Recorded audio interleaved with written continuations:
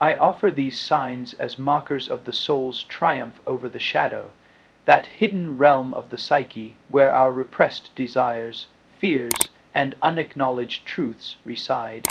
To reclaim power from the shadow is to embark on the heroic journey of individuation, integrating the unconscious to become more fully oneself. These signs reveal the fruits of this inner labor, where the psyche finds balance and the self begins to shine forth.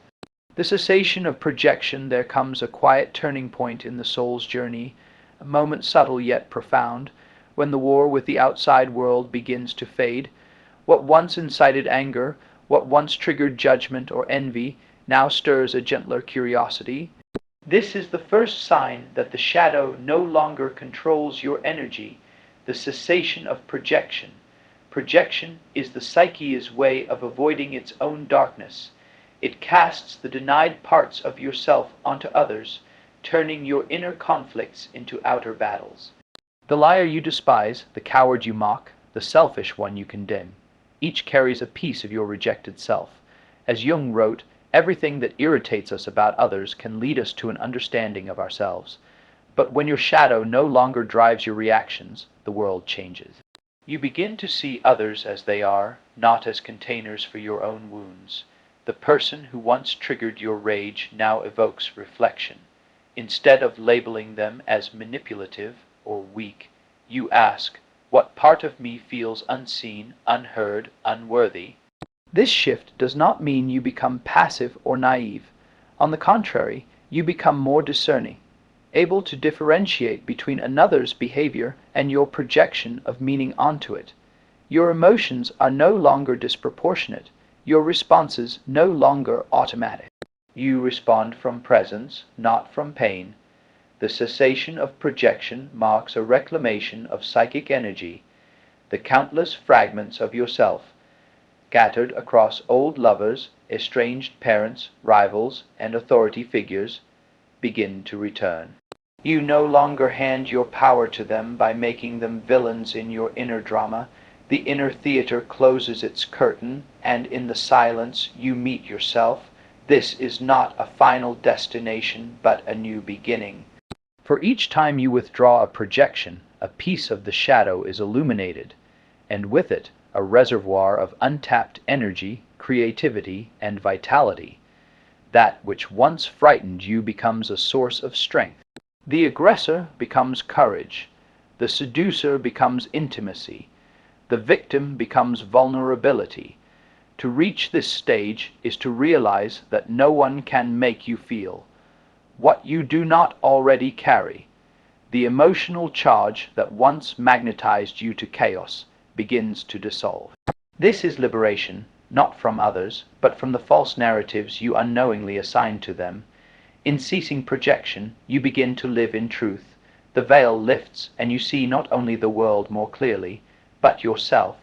The shadow, once a tyrant lurking in the unconscious, becomes a companion on the journey, and in that sacred recognition, you reclaim the energy once lost to illusion.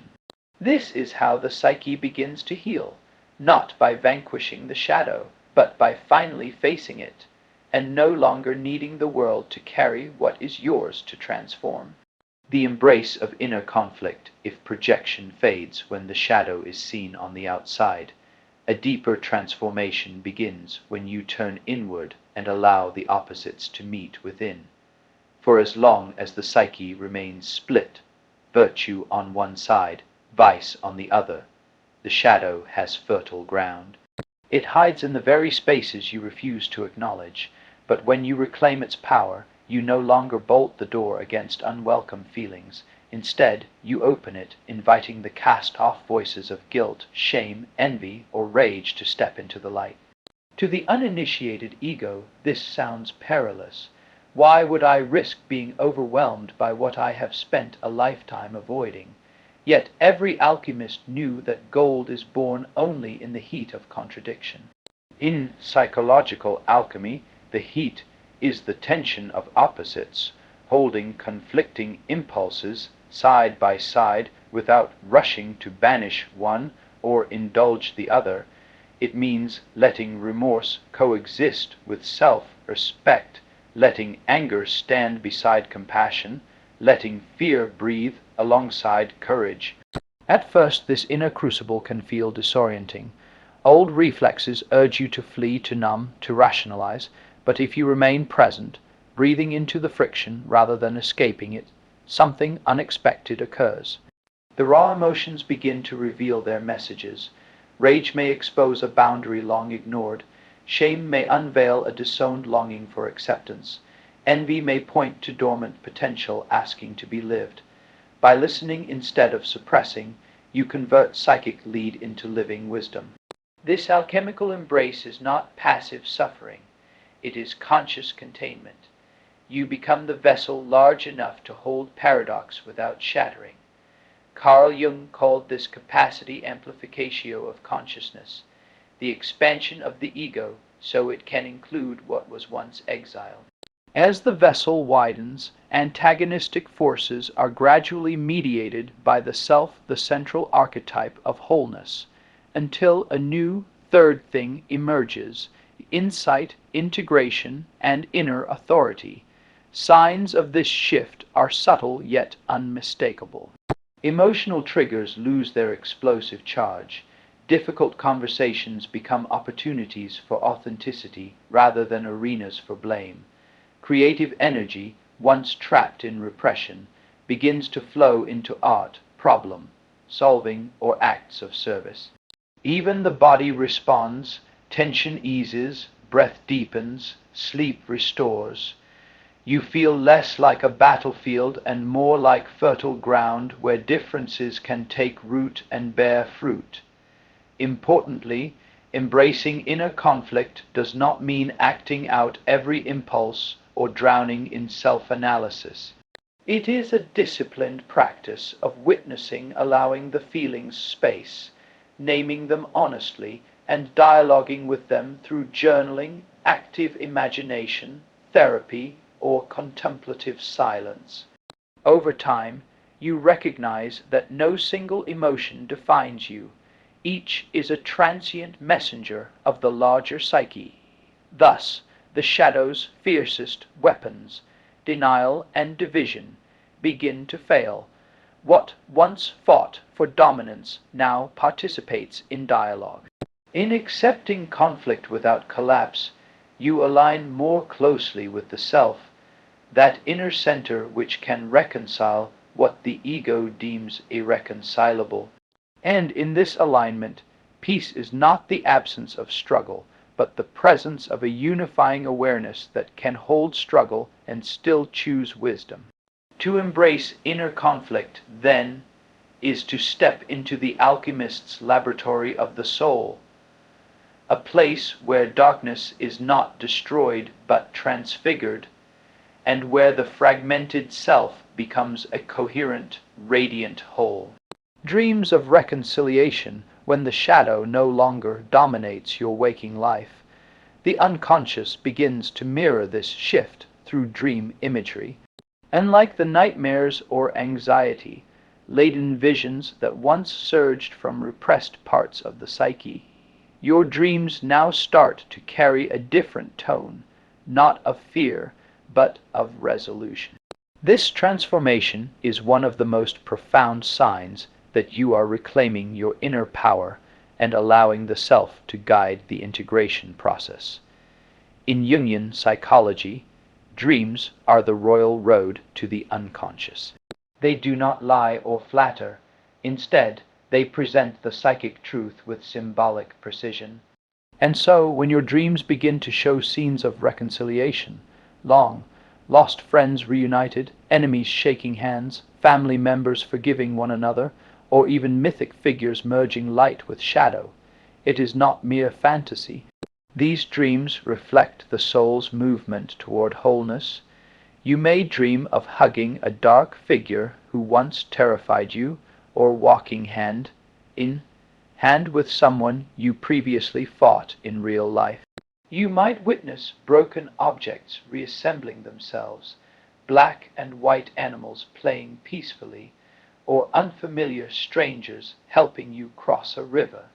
These aren't random, they're archetypal symbols of integration, the union of opposites that the self orchestrates when the ego loosens its grip and the shadow has been seen, heard, and honored.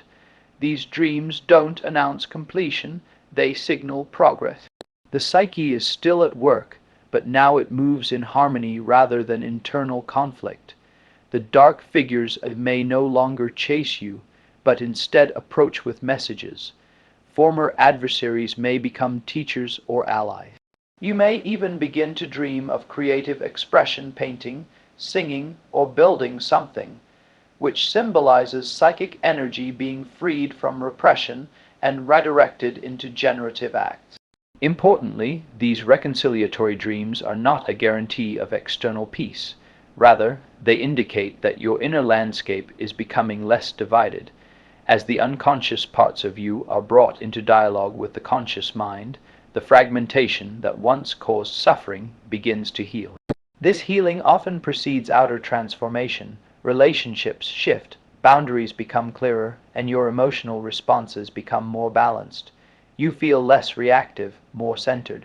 Jung called such dreams compensatory or prospective. They compensate for imbalance and point toward what is emerging. When you begin dreaming of healing, it means the psyche is restoring its natural rhythm, no longer distorted by denial or repression. You are being invited deeper into individuation, the process of becoming your true self. To work with these dreams, record them, sit with them in stillness, ask, what part of me has reconciled here, what was once split and now seeks unity? Use active imagination to engage with the figures. This dialogue with the dream world strengthens the bridge between conscious and unconscious, making integration conscious rather than passive. Ultimately, dreams of reconciliation are whispers from the self, affirming that your courage to face the shadow has not gone unnoticed. These dreams mark sacred ground, where wounds begin to mend and the soul, once divided, learns again to sing in harmony. The liberation from compulsion, one of the clearest signs that your shadow no longer controls your energy, is the quiet, unmistakable freedom from inner compulsion. Where you were once caught in loops of addictive behavior, knee-jerk reactions, or obsessive patterns, there now emerges a stillness, a space between impulse and action. This liberation does not come through suppression or force, but through the deeper work of conscious integration. It is the fruit of facing what once lurked in darkness. Carl Jung taught that until you make the unconscious conscious, it will direct your life, and you will call it fate. Compulsion is the hand of the unconscious on the steering wheel. Those moments when you feel you must do something, though you don't understand why. It might be the need to control others, the craving for substances, the obsessive checking of messages, or the fear-driven drive for validation. These are not random. They are the voice of the shadow, trying to be heard through behavior. But when you begin the slow work of turning inward, naming your fear, acknowledging your unmet needs, grieving your old wounds, these compulsions lose their power. You no longer need to drink to silence pain, argue to feel important, or seek affection to soothe a forgotten rejection. You may still feel the tug now and then, but it no longer drags you unconsciously. You've created a conscious witness, an inner awareness that chooses rather than reacts. This shift is not dramatic at first. It may begin subtly. You pause before sending that impulsive message. You breathe through anger instead of exploding. You notice when you're about to betray your own boundaries for approval, and you don't. These are spiritual victories, not because they prove your strength, but because they reveal your growing wholeness. You are no longer enslaved by what you refuse to see. In Jungian terms, this is a movement toward ego-self alignment. The ego, no longer in conflict with the unconscious, becomes a willing partner in the process of individuation. Compulsion loses its urgency because the energy trapped in the shadow has been released and reintegrated into the psyche. You have reclaimed your emotional sovereignty. Freedom from compulsion also brings with it a deeper sense of integrity. Your actions begin to match your values. You say no when you mean no. You stop explaining yourself to people who misunderstand you. You feel less pulled by appearances or performances. There is more presence, more intentionality, more peace. Life is no longer something you survive. It becomes something you participate in consciously. To sustain this liberation, ongoing shadow work is essential. Compulsions may return when new layers of the psyche demand attention. But now you know the path. Turn inward, listen, feel, and respond with love. Your freedom does not lie in perfect control, but in honest awareness. This freedom, this quiet, steady autonomy, is not a prize. It is a sign that you are healing. The shadow no longer rules your life. You do. The awakening of creative energy, one of the most transformative signs that your shadow no longer controls your energy, is the sudden and profound awakening of creative force within you. What was once buried, rage, sorrow, longing, even joy, begins to rise, no longer distorted by repression or shame. These reclaimed energies, once held hostage in the unconscious, now flow freely into your hands, your voice, your vision. You may not even recognize yourself at first, as a new vitality emerges, restless, vibrant, and ready to be shaped. Carl Jung believed that shadow integration is not merely a path of healing, but a path of creation. The unconscious does not wish to destroy us. It wants to complete us. And when we stop fighting it, when we invite it into dialogue instead of denial, the psyche rewards us with one of its most sacred gifts, creative energy. This creativity is not limited to art or music. It may come in the form of insight, invention, new ways of thinking, or bold choices that reshape your life. Why does this happen? Because psychic energy is never truly lost. The emotions we suppress, our anger, fear, eroticism, grief, don't vanish. They retreat into the shadow, waiting, and while repressed, they drain us, often becoming anxiety, fatigue, addiction, or depression. But once acknowledged and embraced, these very energies transform. What once consumed you from within now becomes a fire you can create with. You may begin to paint, write, dance, or speak with a depth that surprises even you. You might suddenly feel the urge to build something new, a business, a garden, a spiritual practice, a relationship that reflects your truth. This is not escapism, it is alchemy. As Jung said, the creative process, so far as we are able to follow it at all, consists in the unconscious activation of an archetypal image, and in elaborating and shaping this image into the finished work. This surge of creativity is sacred because it signals that your inner world is no longer fractured. The conscious mind and the unconscious have begun to cooperate, like two instruments playing in harmony. And out of this union, beauty is born, not perfection, but truth, raw, vivid, living truth. You may also notice that your voice changes. You speak not to impress, but to express. Your choices come not from fear or obligation, but from alignment. You are no longer performing life, you are participating in it. This creative awakening does not mean everything becomes easy or linear, but now you are animated by something real, something that was always there, waiting beneath the surface. To nurture this energy, trust the process. Create even when you don't know what you're making. Speak even when your voice shakes. Let your hands move, your heart open, your soul respond. The shadow no longer hoards your power in silence. It sings through your creativity. This is the gift of integration, the ability to live not as a divided being, but as one who channels all parts of the self into authentic expression. Where there was once repression, now there is release. Where there was fear, now there is form. The soul, unshackled, begins to create itself, and in doing so it changes the world. The acceptance of human frailty, one of the clearest signs that your shadow no longer dominates your life, is the quiet, steady acceptance of your own human frailty. This is not resignation or apathy.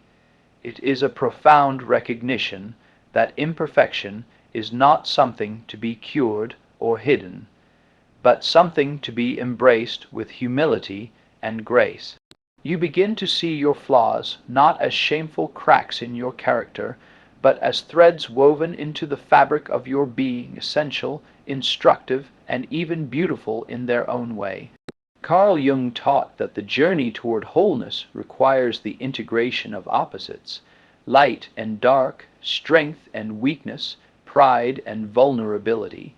To accept your frailty is to step out of the ego's relentless pursuit of control and into the soul's deeper rhythm, a rhythm that honors truth over image, presence over performance. This acceptance often arrives quietly after much struggle. You may find yourself no longer pretending, no longer striving to meet an impossible standard.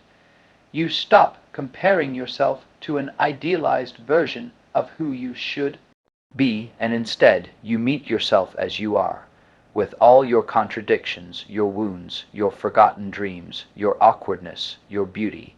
The shadow loses its grip the moment you stop resisting your own humanity. You no longer have to project your insecurities onto others or seek constant validation.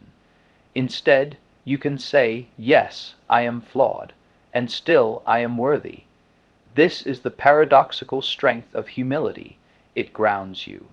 It frees you from the exhausting burden of perfectionism and opens the door to genuine self-love. From this place of self-acceptance, empathy naturally grows. You begin to recognize the shared vulnerability of others, understanding that we are all navigating our own inner labyrinths. This perspective fosters compassion, both inwardly and outwardly. You stop demanding flawlessness in your relationships and begin to cherish authenticity, even when it's messy, even when it hurts. This is where the true work of integration takes root. When you no longer flee from your own imperfection, you create space for transformation. Your mistakes become lessons. Your pain becomes purpose. Your wounds become portals to deeper wisdom. And perhaps most importantly, this acceptance is not static. It is alive. It means meeting yourself anew each day with gentleness, curiosity, and courage. Some days will be harder than others, but now you no longer collapse under the weight of your shortcomings. You hold them in your open hands, knowing they are part of your becoming. Jung wrote, "Wholeness is not achieved by cutting off a portion of one's being, but by integration of the contraries. To accept your human frailty is to embody this truth. It is to live not in the illusion of superiority or in the despair of inadequacy, but in the dignity of imperfection." In this acceptance, the shadow no longer whispers shame. It becomes a companion, honest, imperfect, real, and through this embrace you find not just peace, but freedom. The radiance of authentic presence when the shadow is no longer a tyrant ruling from the unconscious, but has been brought into the light. A profound shift takes place within the psyche. You begin to radiate authenticity. This radiance isn't about charisma or performance. It is the quiet, steady energy of someone who is fully at home in themselves. No masks, no performances, no compulsive need to be admired or approved of, just presence. Real, rooted, and whole. Carl Jung understood that the self, the totality of our conscious and unconscious being, wants to be known, not just by the mind, but by the whole body and soul. When the shadow is integrated, your energy becomes coherent. There is nothing fragmented or split off hiding in the dark, and because you are no longer in inner conflict, others sense your harmony.